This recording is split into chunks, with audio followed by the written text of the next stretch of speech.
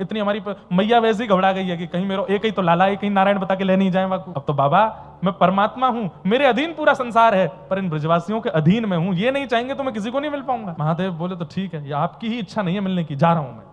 महादेव गुस्सा होकर के जैसे ही गए, मुझे दर्शन नहीं हो रहे हैं आपके।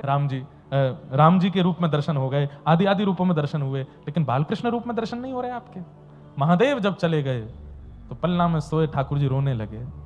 यशोदा मैया ने आकर के गोद में लिए, खूब शांत कराए, खूब दूध पिवाए, सब प्रकार से प्रयास किए, लेकिन ठाकुर जी का रोना बंद नहीं हुआ। यशोदा मैया तो दौड़ी दौड़ी फिरे। तब एक गोपी बोली, मैया वो बाबा सुबेरे ते खड़ो काओ, कहीं ऐसा तो ना माने कोई टोना कर दियो भारते। मैया बोली, तू जा बाबा के पास बात लेके आ, मैं बाबा को दर्शन कराई दूंगी, मेरा लाला शांत होना चाहिए बस। गोकुल के बाहर त्रिशूल लगा करके बैठे थे, महादेव के नेत्रों से अश्रु गिर रहे हैं, ठाकुर जी के दर्शन नहीं हुए। गोपी ने जाके प्रणाम करी, बाबा नंद रानी जी को लाला बहुत जोड़ते रो रहे, आप चल दो। महादेव बोले, समय नहीं हमारे पास, जाओ। सुबह से खड़े थे, दर्शन कराए नहीं, अब हम नहीं देखेंगे।